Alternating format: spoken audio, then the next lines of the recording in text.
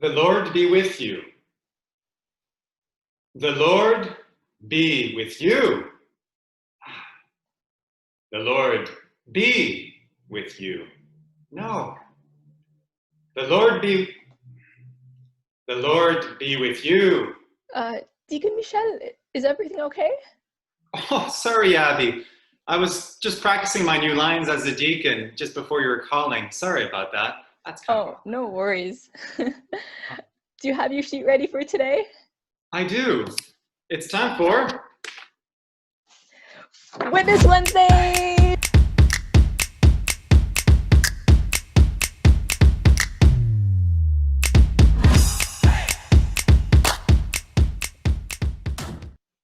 All right. Thank you, Deacon Michel, so much for joining us this week. You're welcome. It's a I'm pleasure. here with Squish and with Squash. Really looking forward to today's interview. Okay. So starting us off is a question from Squish. And Squish was wondering, what drew you to the priesthood? That's a great question, Squish. I think part of the first part is what drew me to the priesthood was, first of all, feeling like God was calling me to this. And really for me, it was getting a really strong sense in my life and in my heart, later in my life, in my early 20s, that God was actually calling me to be a priest. So I think that that's kind of part of my answer. But then the second part of my answer is that it's really seeing a lot of priests who are very joyful and so dedicated in their ministry and service to the people and celebrating Mass and being present with families and supporting them and seeing that they were joyful. And that really helped to solidify in my heart this really strong attraction to be a priest. So I think ultimately that's what it was, just seeing that priests were happy and then thinking, okay, is that something that God has called me to do? And really feeling in my heart, yes, it is something God has called me to do. Yeah. Wow, thanks so much for sharing, Deacon. Squash had a little bit of a follow-up question. Sure. And I guess Squash is just wondering the steps to becoming a priest. Yeah, that's a really good question because not many people know, but it takes about quite a few years to be a priest. For me, it's 7 years in total. So there's a lot of steps into that. And to be a priest, really, there's a lot of studies to do in theology, some philosophy as well, some practical studies in parishes as well. So for me, I'm a deacon. That's the very last step before you're ordained a priest. So God willing, I'll be ordained a priest next year, next summer.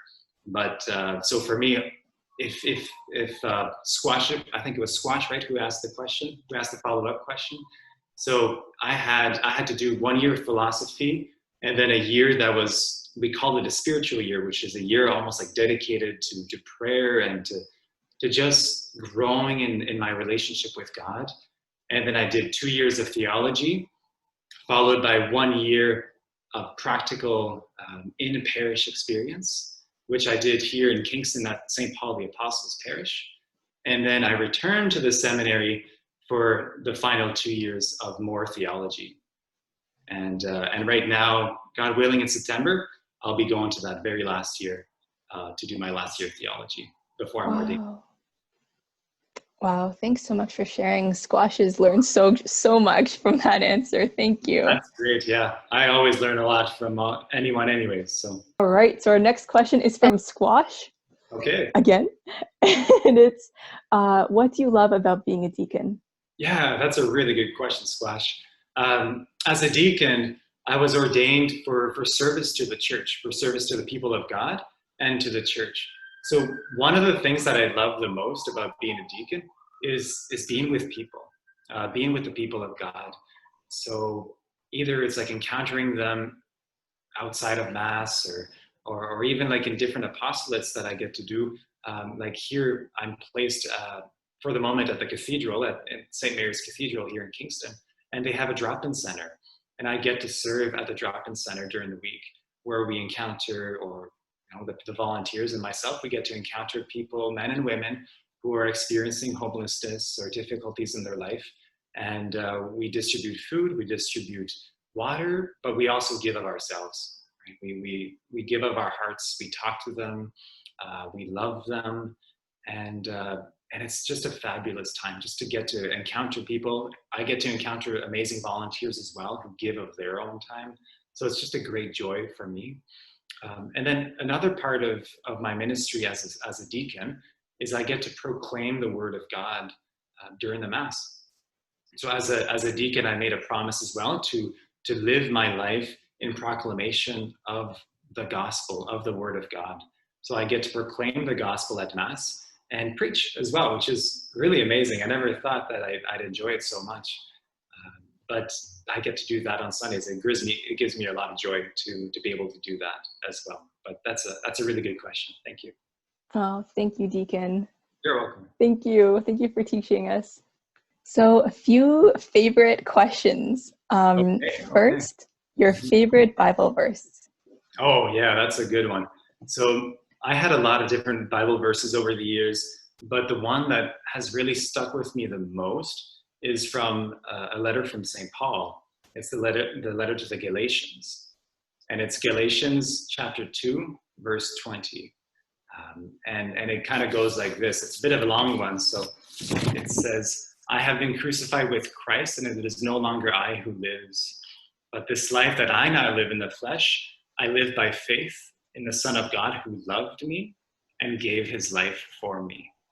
And I think that one really speaks to my heart and has really stuck in my heart, because just that last bit there of that verse of I live my life in faith in the Son of God, Jesus, right, who loved me and gave his life for me.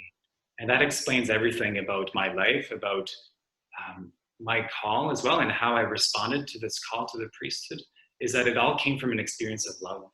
That I came to realize that Jesus Christ loved me, that Jesus Christ died on the cross for me. And then from this experience of love, of knowing that, my heart just wanted to pour itself in returning that love to God and to his church. So that's the Bible verse that has stuck with me for the past, I'd say, almost 6 years now. And I really tried to kind of live by that as well. Just always reminded of Jesus Christ's love for me, and then my desire to pour that love back to others. Yeah. Wow, thank you, Deacon. You're welcome. So we all have a question. Squish would like to know your favorite saint saying. My favorite saint saying. Okay, so one of my favorite saints is Mother Theresa. And she has a lot of amazing sayings. But one of my favorite from her is just doing ordinary things with extraordinary love. And that has really fueled me in just being mindful of doing everything with great love.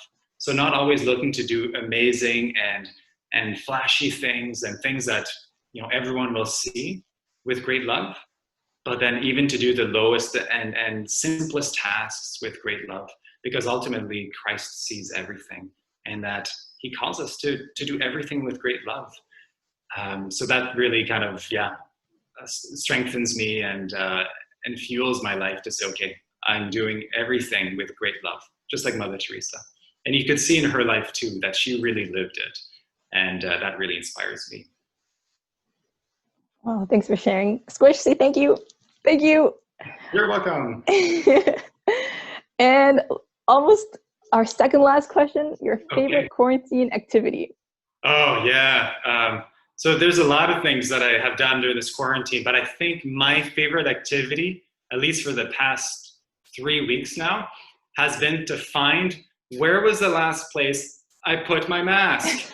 I always seem to be misplacing my mask, and every time that I need to have my mask on, I always tell myself, where is my mask? And I'm patting down my pockets, and I'm trying to retrace, where did I put my mask? Where did I leave it the last time? So that's got to be my favorite activity. It just keeps me going all the time.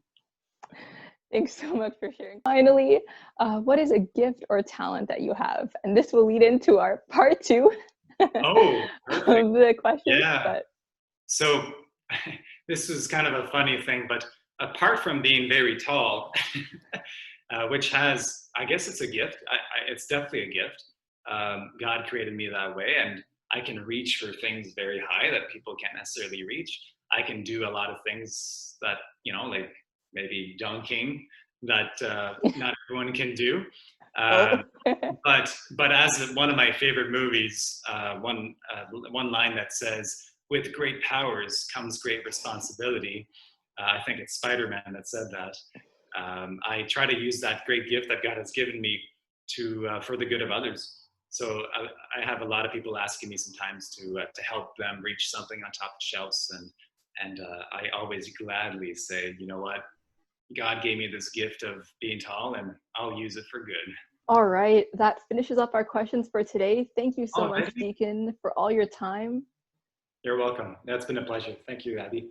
And thank you from Squish, and thank you from Squash. And campers, if you're watching this, stay tuned for our part 2 with Deacon Michel.